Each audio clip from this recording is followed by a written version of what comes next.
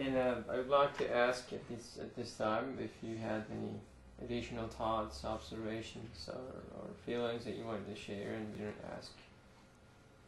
I think one final observation that I would offer, and again it comes from it's a snapshot of the Turkey trip, was that we went into a decrepit, long since abandoned Christian church that I believe was dedicated to Saint Helen as she made her way either to the Holy Land or from the Holy Land, the mother of Constantine.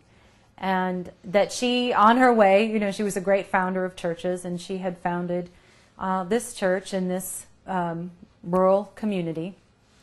And that the church had its own history. I mean, it you know, progressed and flourished, and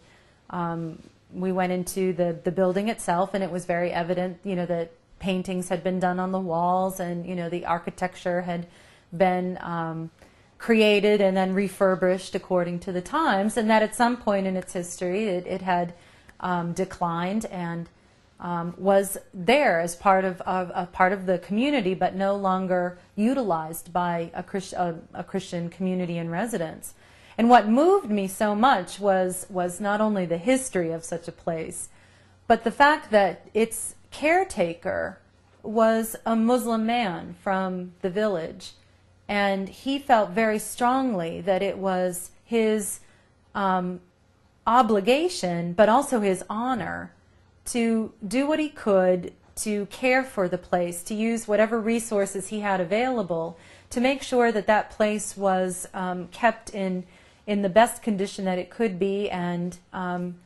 honored. And I guess that was a little lesson for me, that what I would like to see in the world is that we be so open to each other and so respectful and so tolerant of each other and so aware of the sacredness of each other's tradition that we become nurturers and carers,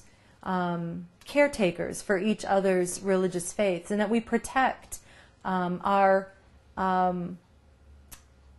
faiths together. And that's a mutual thing, that it's not just me about caring for the Christian church that I serve, and Muslims caring for themselves and their community, but we realize that we have a moral and religious and spiritual obligation to care for each other, just as that man cared for that sacred place and honored what had gone on there, and he saw that as part of his own obligations. I guess I would hope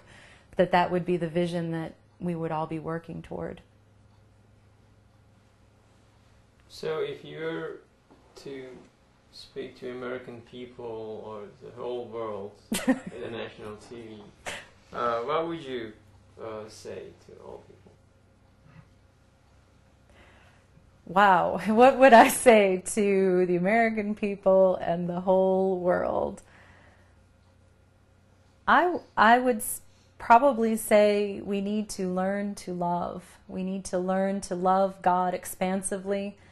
to learn to love our neighbor in every form that the neighbor takes expansively, and that it is through that engagement of mutual love and care that we will grow to understand each other, that we will grow to appreciate each other, that we'll grow to celebrate each other, and therefore build a better world for us and for our children and our children's children and for the whole of creation, and be a blessing to each other. Possibly cooperation and a dialogue and an experience in the first hand to people.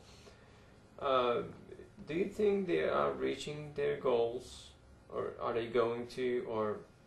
do you have any suggestions? I believe IID is reaching its goals of bringing people together, bringing cultures together, bringing religious traditions together. I've been involved in IID for what seems to be, you know, a relatively short time, but I've seen them meet their goals, but also to expand those goals. I've seen a whole community of Friends of Interfaith Dialogue develop here in Jackson, Mississippi, and that we each have gone to our own families and to our own religious communities with the goals of IID in mind, and again, kind of finely tuned for wherever we find ourselves. But I think the IID goals are being met, and the only thing I would say is to keep going, despite any resistance that might be in whatever place that IID finds itself, to keep reaching out to people and to keep the patience and the spirit of friendship and the constant reaching out is what is going to break down the walls that are between people and between communities. And I'm just thrilled to be a part of that process.